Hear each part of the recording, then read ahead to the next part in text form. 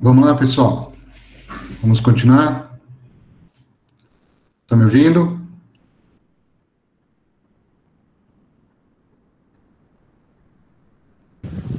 Ok.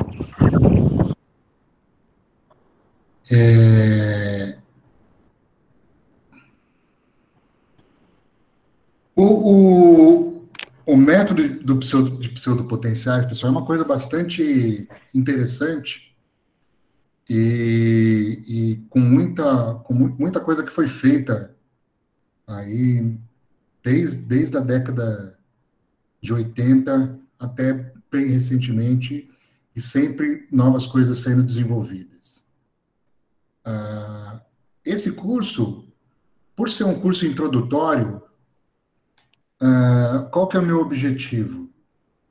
Tenho dois objetivos. Primeiro, eu quero que você entenda o conceito físico por trás da aproximação dos pseudopotenciais. Isso é importante que qualquer pessoa que vai fazer um cálculo de pseudopotencial entenda, pelo menos conceitualmente, o que está fazendo.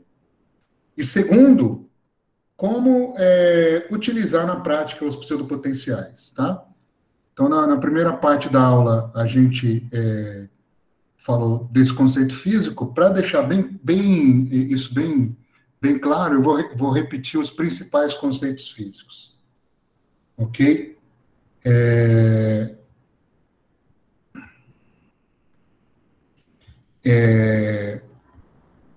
Então, na equação de Conchan, o pseudopotencial ele vai entrar no lugar deste termo aqui, que é a interação coulombiana dos elétrons com os núcleos. Qual que é a ideia? A ideia é que nós vamos trabalhar apenas com elétrons de valência e nós vamos construir pseudofunções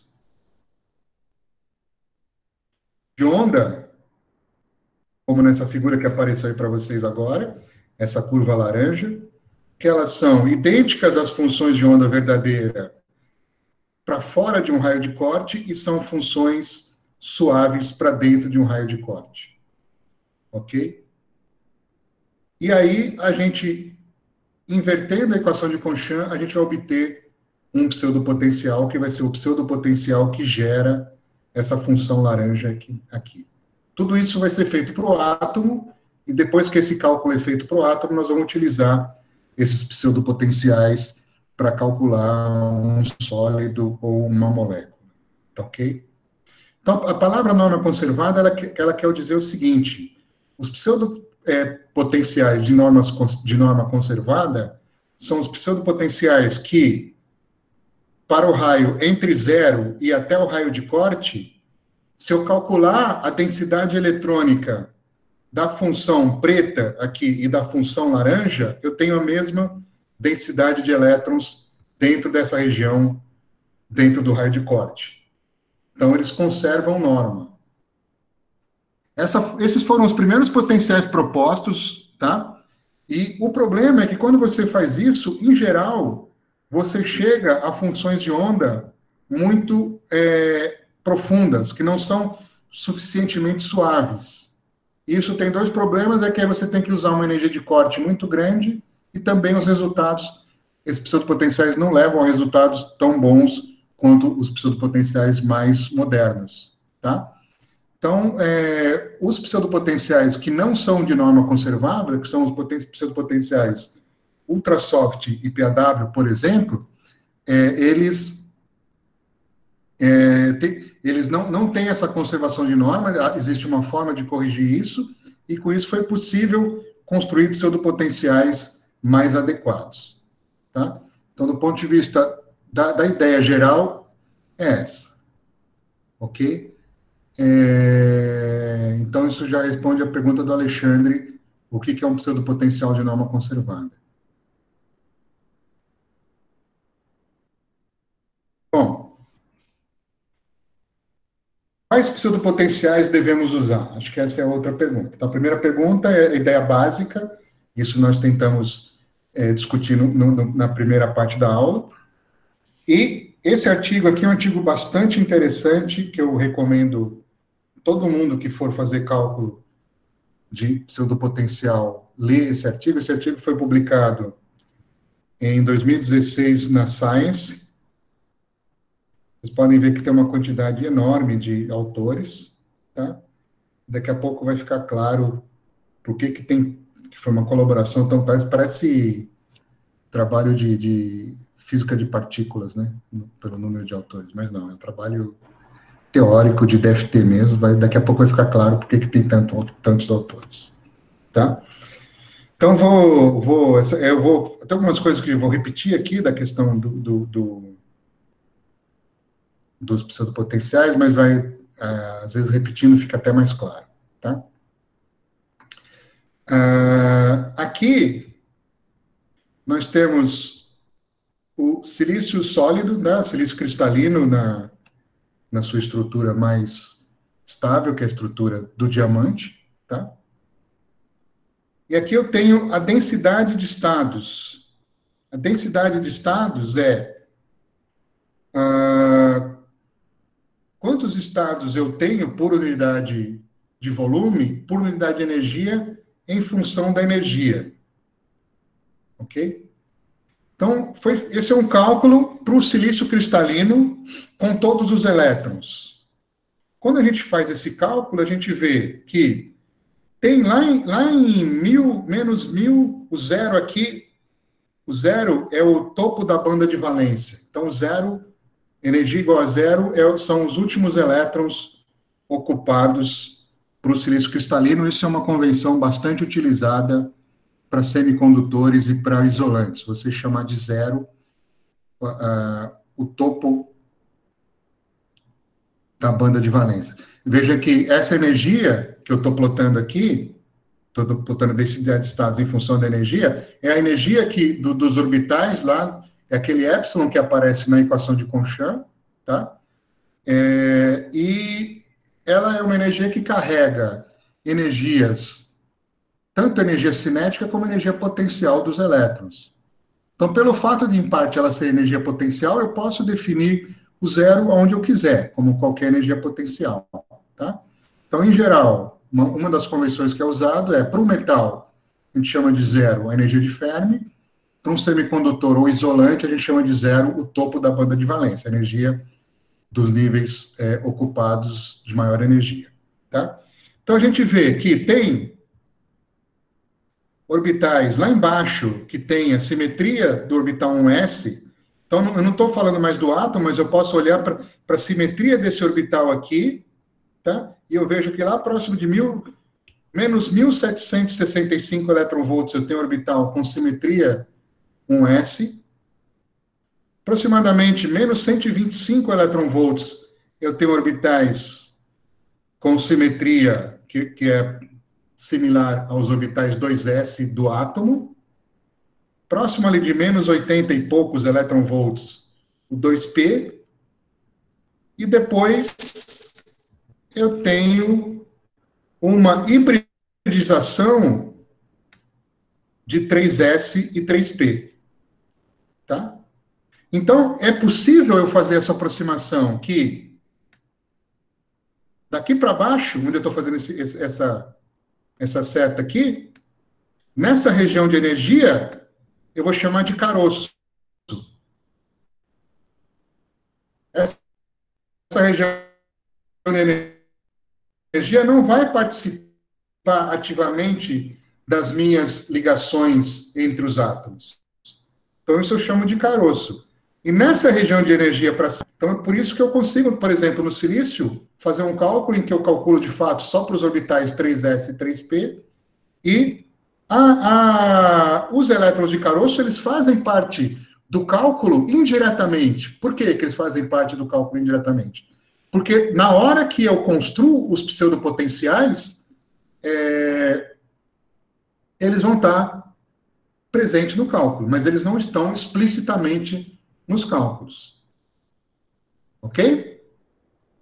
Então, essa figura da densidade de estados, ela mostra bastante essa ideia dos pseudopotenciais, né? Eu tinha mostrado na primeira parte da aula a separação espacial das funções de onda do silício 1s, 2s, 2p, em relação às funções de onda 3s, 3p. Nós vimos que espacialmente elas são separadas.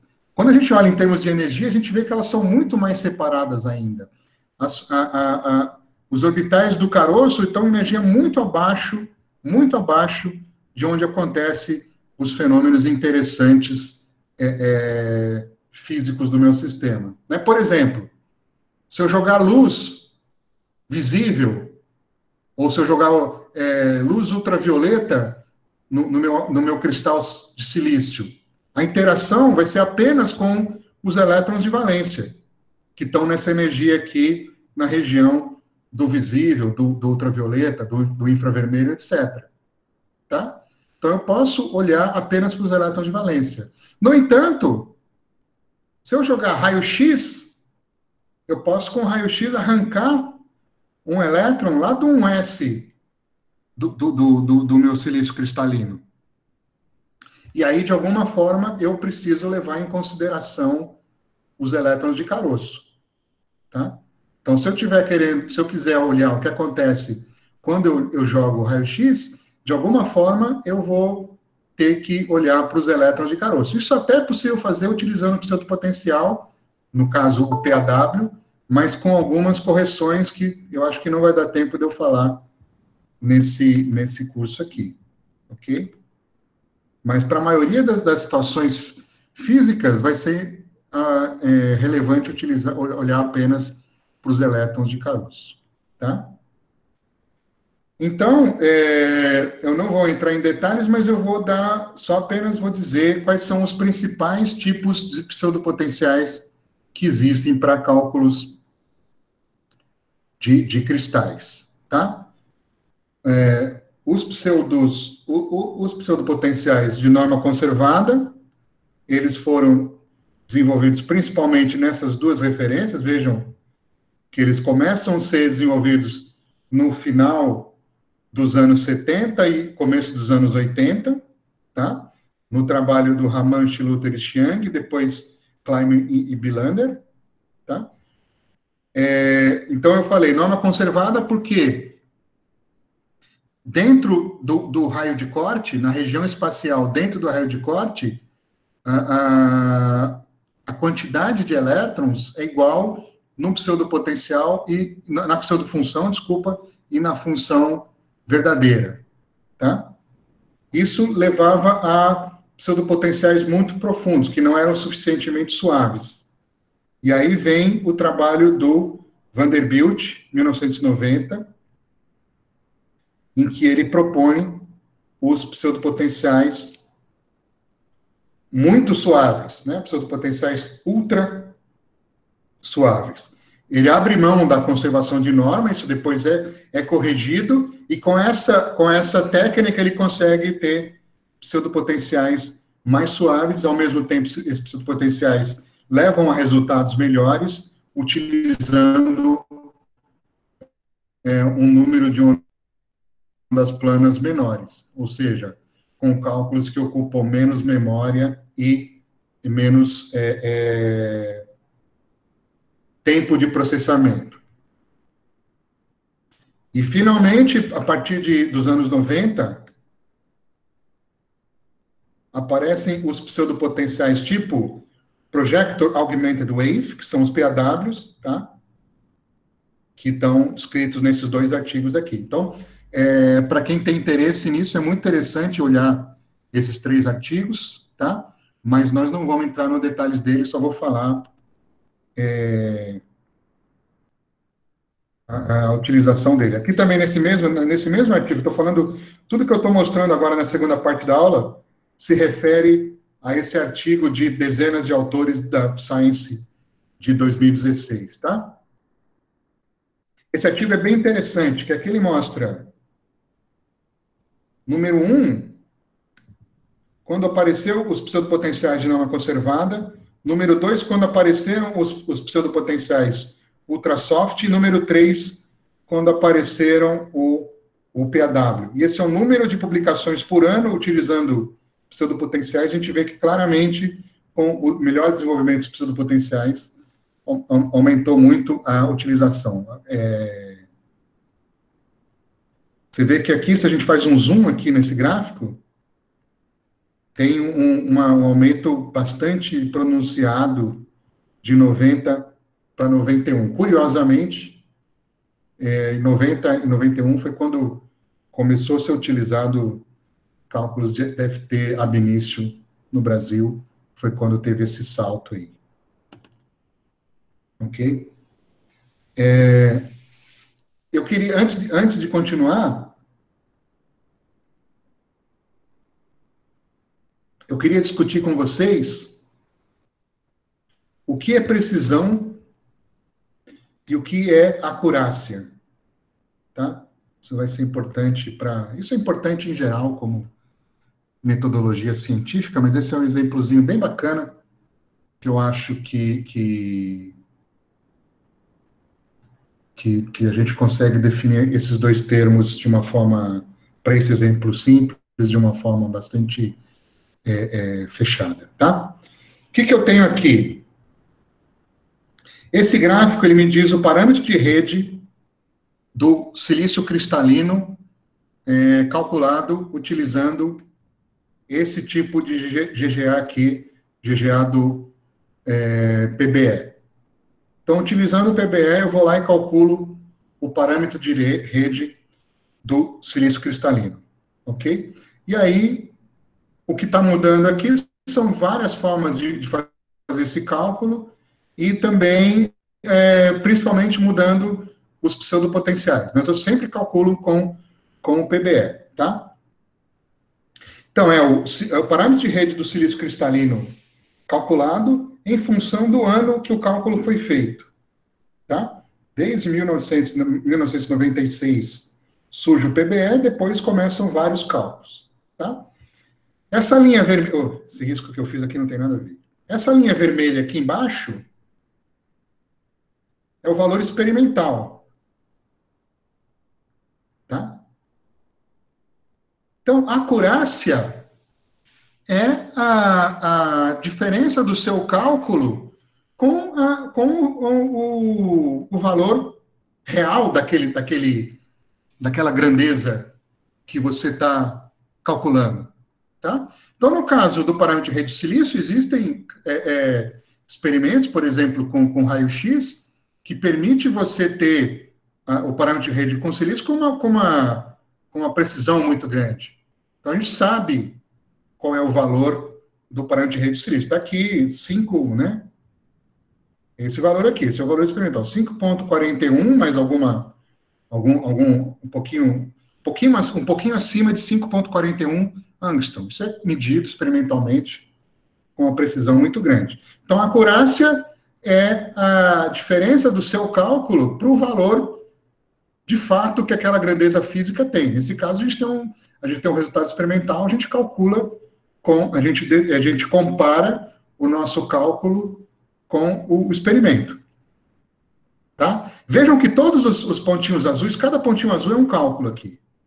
Tá? Vejam que todos os pontinhos azuis dão valores acima do experimental. Então, quando a gente calcula o parâmetro de rede do silício, a gente sempre, usando o PBE, a gente sempre obtém valores acima do experimental. Isso eu já tinha dito, acho que umas 2 aulas atrás, que em geral, quando você, acho que foi na última aula ou na penúltima aula, não me lembro. Quando a gente usa GGA, a gente tem sempre a gente sempre superestima distâncias de ligação. E quando a gente usa LDA, a gente sempre subestima distâncias de ligação, tá? Então, aqui eu tenho um cálculo GGA, um cálculo PBE, portanto, um cálculo GGA, e está coerente com aquilo que a gente viu, tá ok? E a gente vê que cada cálculo... Aí, o que é precisão? Precisão são... quando eu comparo diferentes metodologias similares para obter aquela grandeza física. E aí eu tenho a precisão daquela metodologia. Então, quando eu comparo vários cálculos PBE para essa grandeza física, eu tenho os valores podem variar entre 5,45 até 5,5 angstroms. Tá?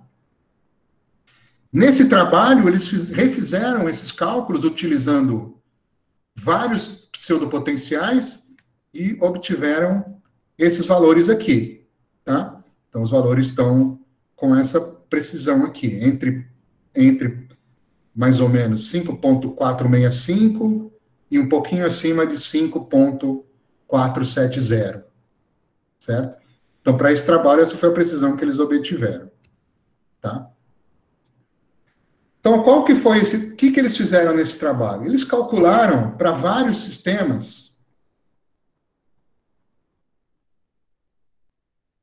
essas curvas que estão agora aparecendo para você aí, essas curvas verdes e azuis, tá? Então, eles pegavam para toda a tabela periódica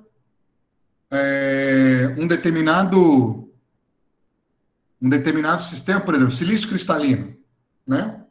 Ou, no caso do carbono, usaram o grafite. No caso do ferro, usaram o ferro na estrutura BCC, e assim por diante. Para toda a tabela periódica, eles calcularam a energia daquele sistema elementar no sentido que é sistemas compostos por apenas um átomo, por átomo, tá? Usando todos os códigos DFT disponíveis no mercado, tá? Então, para o código 1, eles obtiveram, por exemplo, a energia por átomo em função do volume por átomo. Para o código 1, eles obtinham essa curva verde, para o código 2, obtinham a curva azul.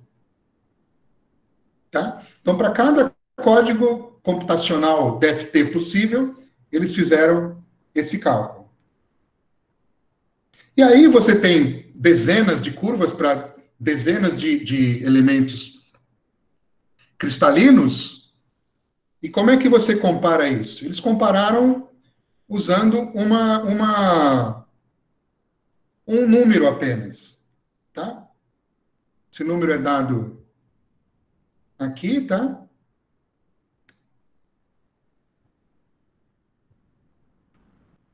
Basicamente, eles viam aqui no volume de equilíbrio do material, e um pouquinho antes, até um pouquinho depois do volume de equilíbrio, eles integraram a diferença entre essas duas curvas, tá? Ao quadrado, dividido pelo volume no equilíbrio, tá? E isso, com apenas um número, eles conseguem identificar a diferença entre os cálculos utilizando o código computacional 1 e o código computacional 2. Então, eles conseguem, com apenas um número, comparar esses dois cálculos. Né? Um número para cada cristal elementar que você encontrar na tabela periódica. Tá? Aí eles pegaram 71 cristais elementares no sentido que são cristais formados por apenas um átomo, né? Por exemplo, silício cristalino, né? Alumínio cristalino, e assim por diante, né? Aqui nessa tabela periódica tem todos quais foram qual foi o sistema que eles usaram. Então, por exemplo, o cobalto tem aqui qual que é a estrutura cristalina que eles usaram. Nesse caso, eles consideraram o cobalto ferromagnético, né? Por exemplo. Para o silício, qual que é a estrutura cristalina, qual que é, né, o sistema que eles usaram, nesse caso não magnético, e aí eles foram comparando esses 70 cristais elementares, utilizando 40 diferentes programas computacionais DFT, num total de mais de 18 mil cálculos. Por quê? Porque para cada um aqui, você tem que ter vários cálculos para você ter essa curva aqui, energia em função do volume. Certo? Então, por isso que é um trabalho bastante cuidadoso e por isso que tem tantos autores aqui. Se você, né, quem conhece esses códigos computacionais, ali no nome dos autores, você vai ver grupos ligados a vários códigos computacionais DFTs diferentes. Então, o primeiro autor aqui do trabalho, o Kurt Lejaguer, ele foi quem coordenou esses cálculos, né, mas os cálculos foi feito pelo pessoal do Expresso, pelo pessoal do VASP, pelo pessoal do Abinit, assim por diante. Mas só apenas sempre utilizando PBE e sempre utilizando ondas planas para ter alguma limitação também no número possível de cálculos. Okay? Então, esse trabalho é bem interessante porque ele tem muito detalhe sobre como é que os cálculos foram feitos. Então, muitas dúvidas que você pode ter, não, qual pseudopotencial que eu uso, qual energia de corte que eu uso, olhando para esse trabalho, você vai ter várias detalhes. Então, ele tem, para todos os átomos lá, ele detalha quais os pseudopotenciais, quais são, o que ele chama de valência, né? Por exemplo, se você olhar aqui no alumínio, então, no alumínio, foi utilizada uma energia de corte de 60 Rydbergs. Essa outra energia de corte, eu vou falar com ela para vocês depois. O que ele chamou de valência? O 3s2 ou 3p1. Então, se você quer trabalhar com algum material, com o material que você está usando, você pode comparar seus cálculos com esses aqui. O volume do alumínio o volume de equilíbrio do alumínio é dado aqui, o bulk modulus do alumínio é dado aqui, e assim por diante, vários valores que você pode comparar com o seu cálculo. Ok? Então, para começar,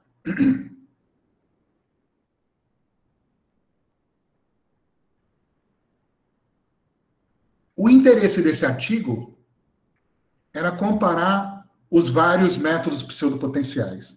Então, fazer vários cálculos pseudopotenciais, todos usando GGA, todos usando ondas planas, e comparar os vários pseudopotenciais. Comparar com o quê? Comparar com cálculos que utilizam todos os elétrons, que são cálculos, em princípio, mais precisos, né? Porque você não tem essa aproximação dos pseudopotenciais, tá?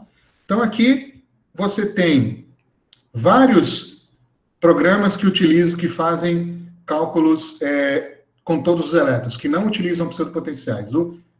O EONK, o Exciting, esse tipo de FHI aqui, o FLARE, o FPLO, o RSPT e o VIA, tá? Então, você tem 7 cálculos, 7 possíveis cálculos ao elétron, né, que não utilizam essa aproximação do pseudopotencial.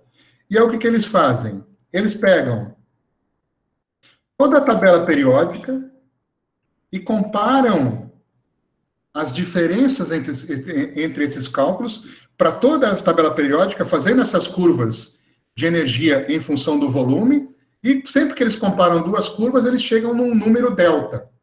Então, um número delta, por exemplo, teria uma comparação de você fazer o silício cristalino com o VIA e com o RSPT. Aí você vai ter um número delta.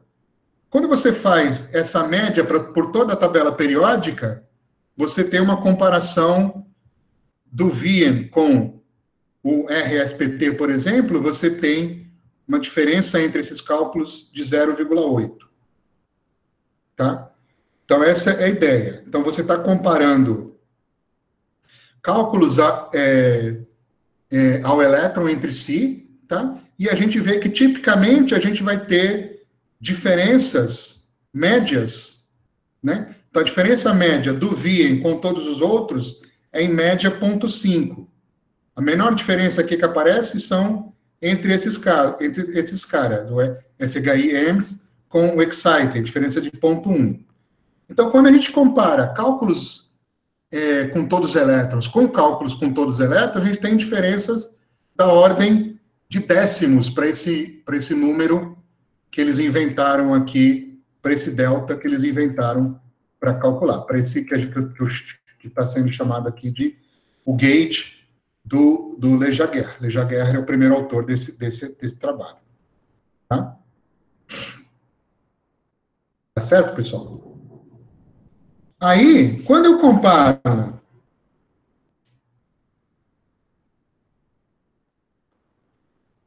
o Márcio está me corrigindo aqui. Obrigado, Márcio. Está me dizendo que não são todos ondas planas. Tem vários desses métodos computacionais que são bases localizadas. Tá? Então, fiz uma pequena confusão aí. Ok?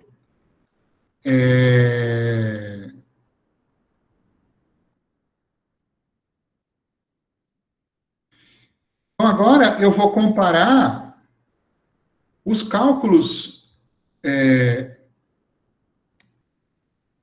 com todos os elétrons com os cálculos PAW, tá? Então, eu tenho dois tipos de PAW aqui O que é dois tipos de PAW? São pseudopotenciais PAW construídos de duas formas diferentes. Tenho dois tipos de PAW do Abinit, tenho um cálculo que é feito com esse programa GPAW, um outro PAW Abinit, esse aqui que é um quanto expresso e o VASP. Tá? Então, quando eu comparo os cálculos PAW com os cálculos ao elétron, eu tenho diferença entre os cálculos PAW e os cálculos ao elétron, que são da ordem entre 0,6 e 1,4. Então, a diferença entre os cálculos ao elétron é entre 0,5 e 0,9. Opa, desculpa. Quando eu vou entre os PAW, a diferença aumenta um pouquinho, mas não muito. Então, aparentemente, quando eu comparo os cálculos PAW com os cálculos de todos os elétrons, né, o que está me dizendo essa tabela é o seguinte: quando eu comparo PAW e todos os elétrons, a diferença entre os cálculos é similar ao que eu tinha quando eu comparava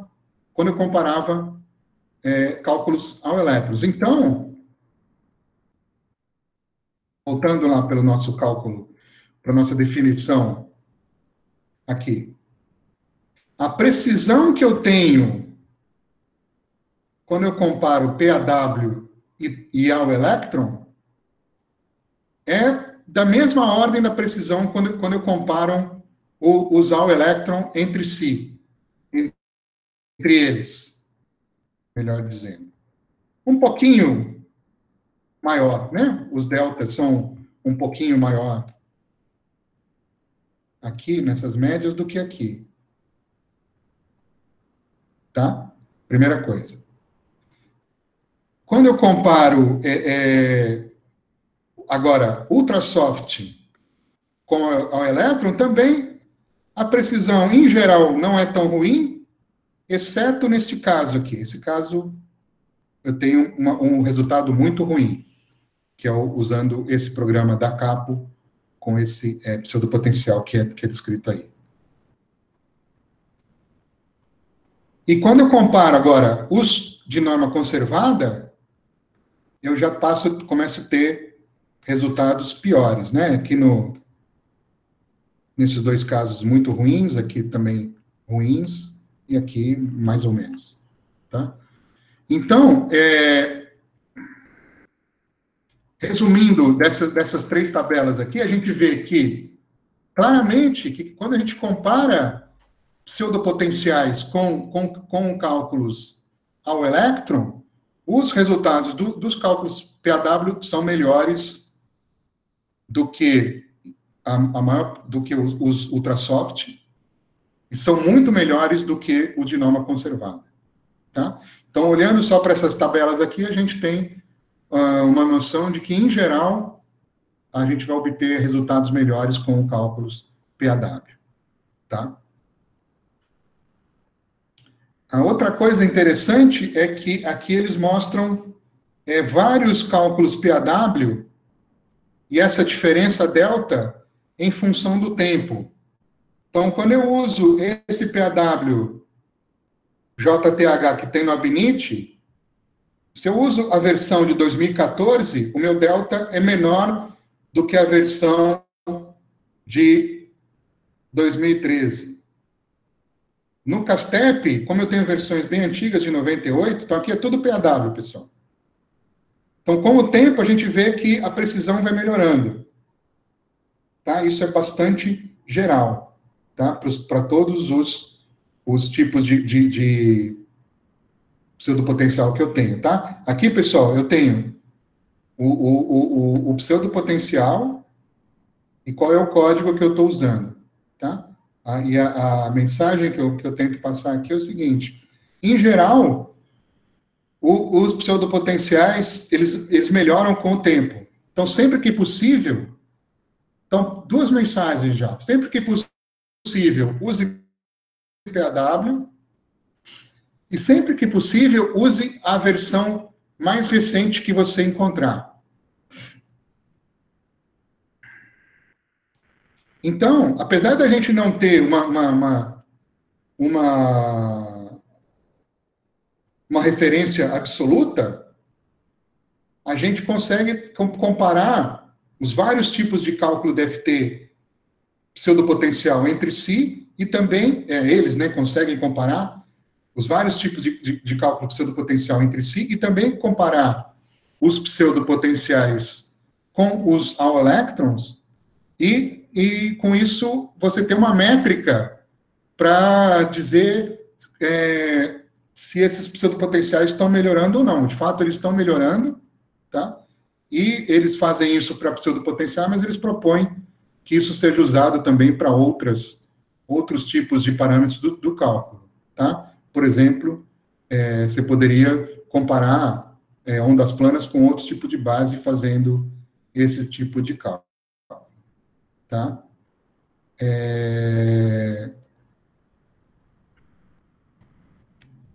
Eles mostram que utilizando o Abinit com esse pseudopotencial, ou VASP com esse pseudopotencial, são os melhores custo-benefício, porque você tem um delta pequeno e, ao mesmo tempo, você utiliza pseudopotencial, então, você tem um delta que é similar aos deltas de all electron, tá? Da mesma ordem de grandeza, mas fazendo cálculos mais baratos, que são os pseudopotenciais, mas esses caras aqui, esse tipo de Abinit, esse pseudopotencial aqui do Abinit, e esse potencial aqui do Quantum Express também dão resultados muito bons, tá? Um delta da ordem de 0,9. Mas também você tem alguns pseudopotenciais ultrasoft, em particular no Castep e no Quantum Expresso, que também dão bons resultados, tá?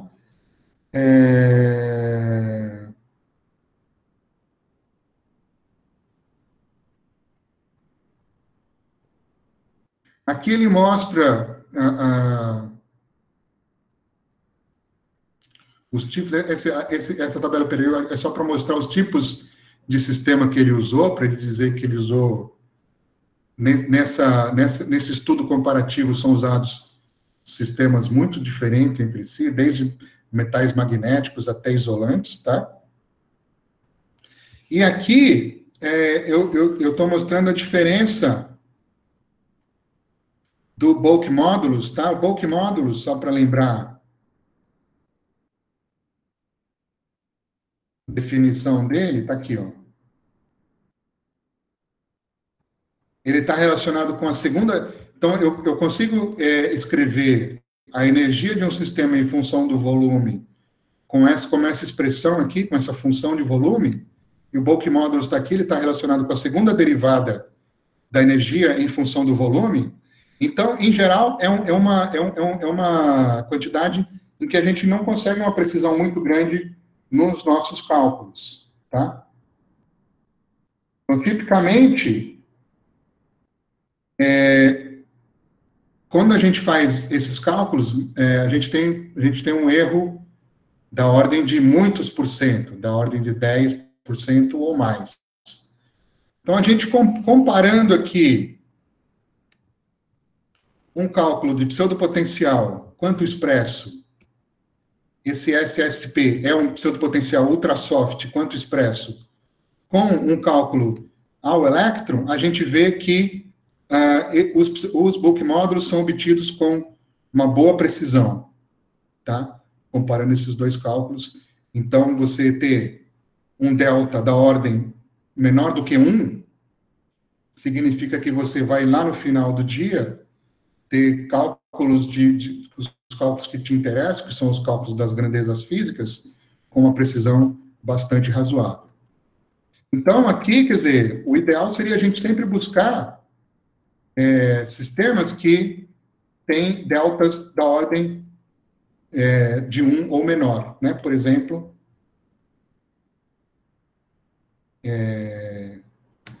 esse pseudopotencial PAW do VASP, esse aqui, esse do quanto expresso, ou esse do Abinit, tá? E sempre buscando as versões mais recentes desses pseudopotenciais. Certo? Eu vou falar mais um pouquinho sobre como é que isso aparece, como é que a gente faz, de fato, no quanto expresso.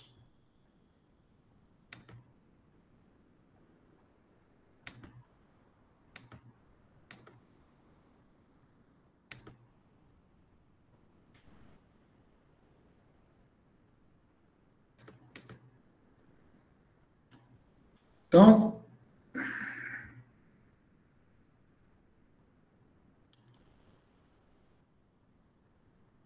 entrando na página do Quanto Expresso, se você clicar em pseudopotenciais, vai abrir essa tabela periódica aqui. Tá?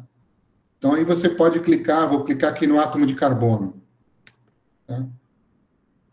Quando eu clico no átomo de carbono, vão aparecer todos os pseudopotenciais que tem lá no site. Tá? Então, se você vir aqui, eu tenho esse arquivo, c.pbe, etc. Esses arquivos terminados com UPF, são os pseudopotenciais. Se você clicar aqui no nome do arquivo, vai aparecer um arquivo de texto, que está aparecendo nessa tela.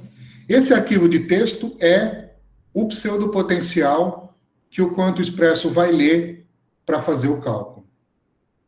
Ok? Então, um monte de informação relevante aqui. Então, esse primeiro pseudopotencial que eu estou mostrando aí. Primeira coisa, ele é um pseudopotencial do tipo PAW. Segunda coisa, ele utiliza o funcional PBE. Vocês vejam que quando você escolhe o pseudopotencial, você já está escolhendo qual é o funcional que você vai utilizar no seu cálculo. Por quê? Porque você tem que ser coerente. O pseudopotencial é calculado de um cálculo atômico. Então, naquele cálculo atômico, você vai usar um funcional, que seja, por exemplo, GGA, ou LDA, ou o que for. Quando você for para calcular a sua molécula ou o seu sólido, você tem que utilizar, é conveniente você utilizar o mesmo funcional que foi utilizado no seu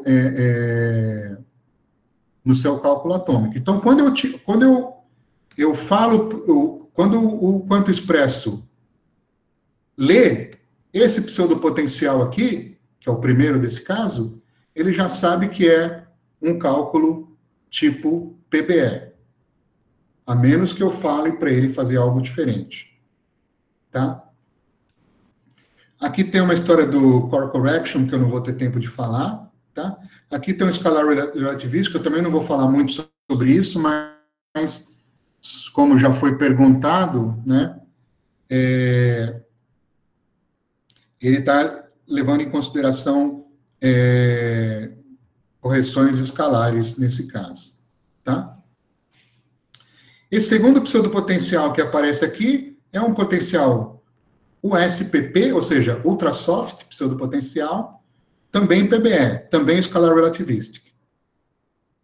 O terceiro é PAW, é um outro tipo de PBE, que é um chamado PBE-SOL, que é um PBE que foi construído para ter resultados mais convenientes para sólidos, mas tanto o PBE como o PBE-SOL são ambos utilizados para sólidos, né? Então, aqui é um PAW, PBE-SOL. O quarto é um Ultrasoft PBE-SOL. Aí vem um outro tipo de PAW, PBE, em vez de que aquele primeiro era a versão 6.3, né? Ah, não, a diferença aqui, desculpa.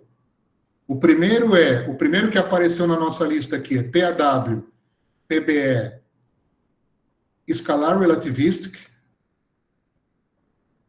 Esse aqui também é PAW, PBE,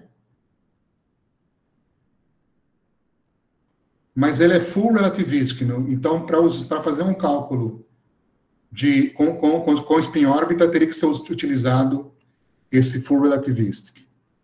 E depois tem outros tipos, né? Tem o Ultrasoft, PBE, Full Relativistic, e assim por diante, tem os vários tipos. Deixa eu mostrar para vocês um que não seja LDA. Aqui, por exemplo.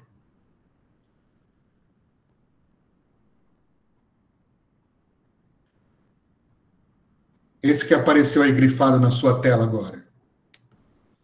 Ele é PAW, mas ele é LDA do Perdue-Zunger, tá? Então, o programa Quanto Expresso, depois isso nas aulas práticas nós vamos mostrar com mais detalhe, ele vai ler um pseudopotencial, que é basicamente um arquivo de texto. Quando ele lê esse arquivo de texto, está definido ali já qual é o pseudopotencial que está sendo utilizado e qual é o funcional. Exceto para casos em que a gente não são funcionais que não estão relacionados com o cálculo atômico. Por exemplo, se você fizer um cálculo Van der Waals, aí vai ter outras formas da gente fazer isso, tá? Mas, em geral, se é LDA ou GGA, já vai ser definido na leitura do pseudopotencial. Deixa eu ver se eu tenho mais alguma coisa aqui.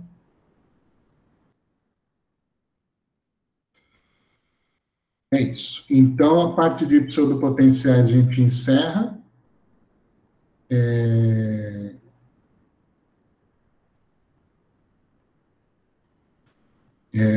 Eu queria saber, podem fazer as perguntas agora, pessoal.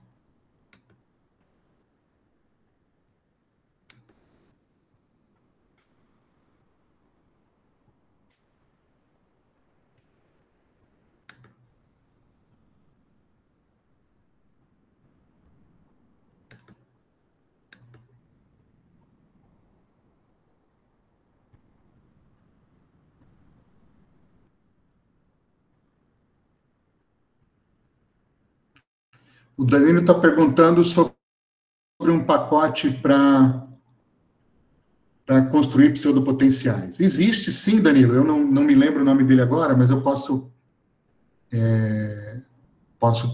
trazer isso na próxima aula, tá? Porque a pergunta dele, eu já sei o que ele está interessado pela pergunta, porque ele falou de XAS, né? XAS é quando você... É aquele exemplo que eu dei que você joga raio-x no seu sistema e você arranca elétrons do caroço. Tem forma de fazer isso, fazer esse tipo de cálculo no Quanto Expresso, por exemplo, em outros programas de TFT também, utilizando PAW, só que você tem que criar um pseudopotencial, um PAW específico para isso. Ok? O Vitor está me perguntando se todo o código ao elétron é LAPW. Não necessariamente, né? LAPW é uma base que é a Linear Augmented Plane Wave, tá? Tem várias formas de construir códigos ao electron. O Derek, uma questão de nomenclatura.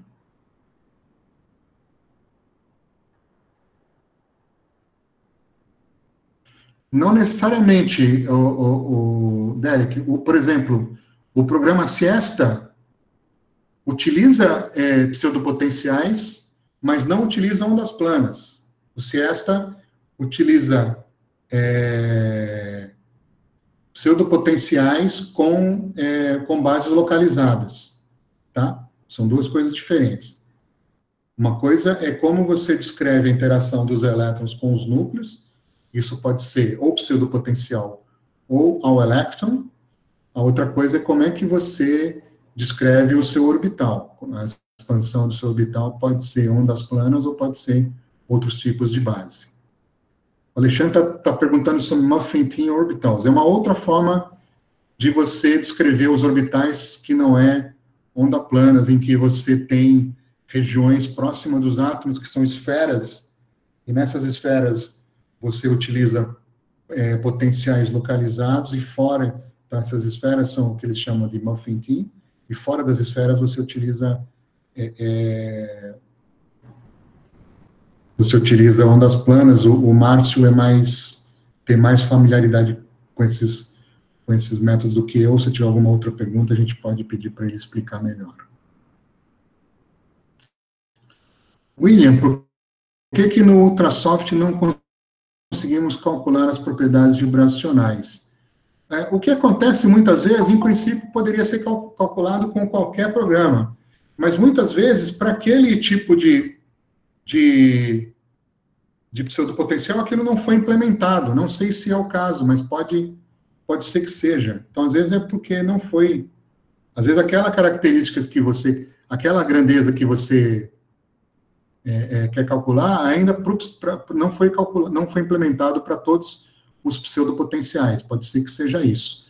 Então, a sugestão que eu coloco é, sempre que possível, utilize PAW. Se não for possível, se o que você calcular não é possível com PAW, tente com Ultrasoft. Se também não for possível com Ultrasoft, aí a terceira opção é tentar com pseudopotencial de norma conservada.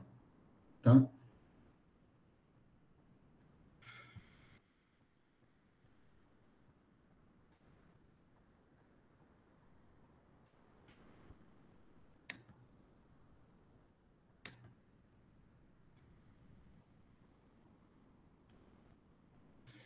O William está perguntando sobre o Abinit. O Abinit também é gratuito, tá?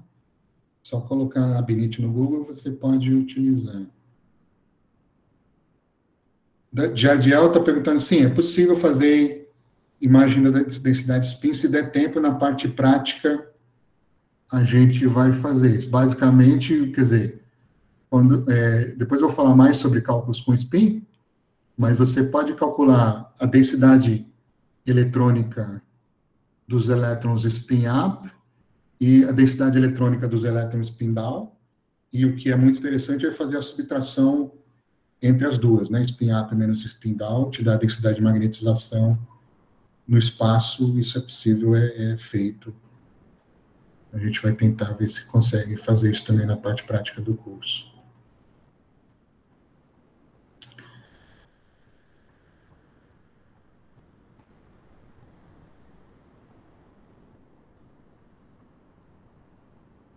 O Juan está perguntando sobre materiais multiferróicos e também, para materiais com comportamento magnético em geral, eu sempre sugiro você utilizar GGA e, sempre que possível, utilizar PAW. Tá? São em princípio, deve chegar a resultados melhores.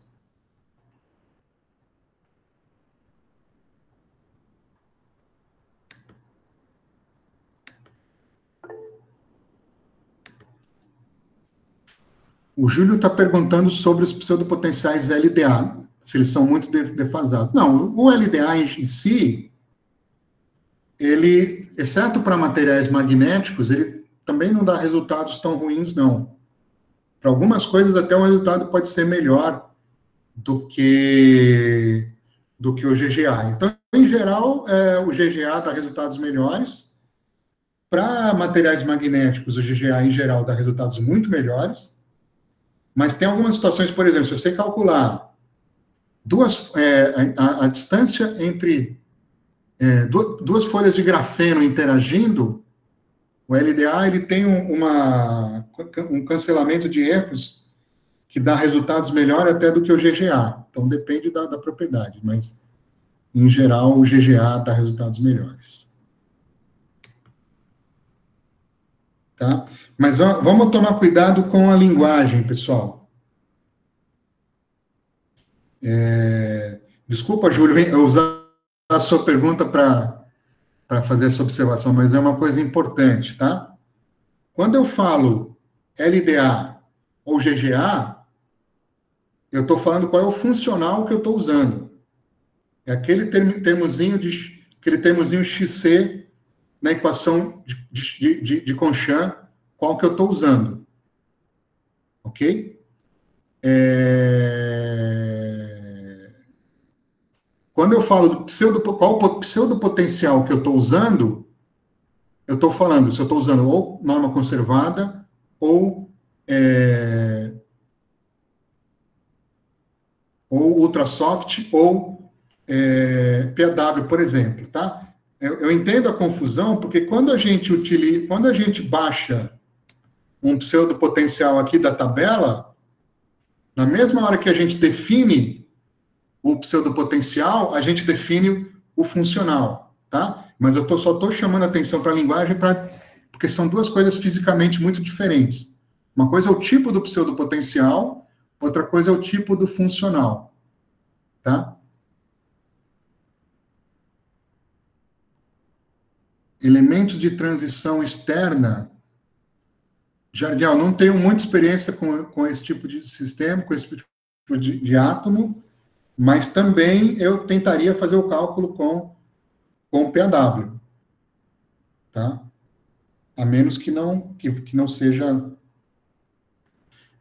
encontrados nos pseudopotenciais PAW já feitos e testados para esses elementos atômicos. Mas, sinceramente, não tenho tanta experiência com esse tipo de material.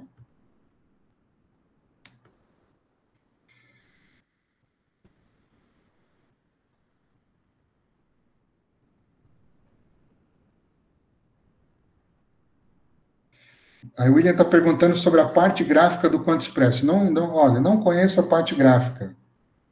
Então, não posso te responder. Mas até onde eu sei, o pouco que eu sei da parte gráfica é que você pode, a partir da parte gráfica, gerar qualquer input, tá? Então, não tenho experiência com a parte gráfica, eu só tenho experiência do Quanto Expresso usando o comando de linha. E com o comando de linha, você pode usar qualquer pseudopotencial ou qualquer funcional que você quiser.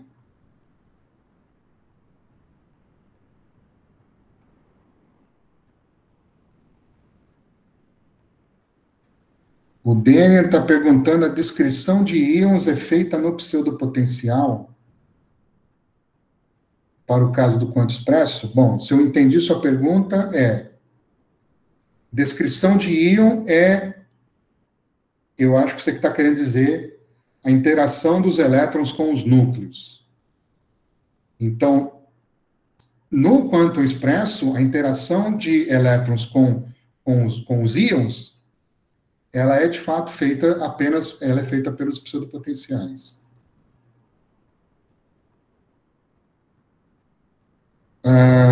O Juan está perguntando sobre os potenciais híbridos. Nós vamos falar um pouquinho sobre os potenciais híbridos, tá?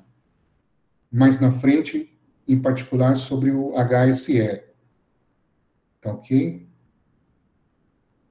Mas dá para você utilizar no quantum expresso, por exemplo, um pseudopotencial tipo GGA, e lá colocar num dos parâmetros, utilizar, por exemplo, o B3LIP. Jardiel está perguntando sobre scripts. Sim, nós vamos colocar alguns scripts para vocês na parte prática do curso. O Márcio vai mostrar vários scripts que podem ser usados para facilitar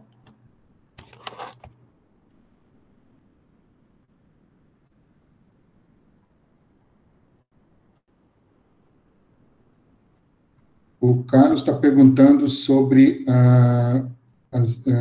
os raios orbitais. Quando você olha...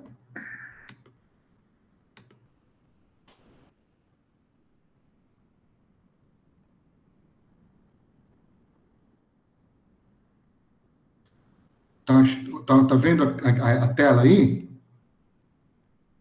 Quando você abre o arquivo do pseudopotencial, todas essas informações são dadas ali. Tá? Então, você consegue olhar utilizados, não sei se isso te ajudou, Carlos Rodolfo.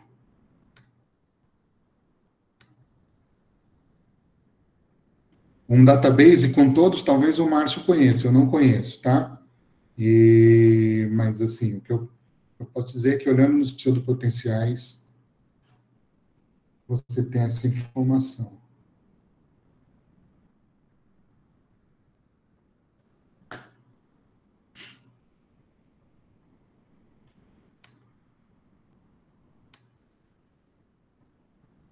Mais alguma pergunta, pessoal? Então, nós concluímos a parte de pseudopotencial. Pseudopotenciais. O William Santos criou um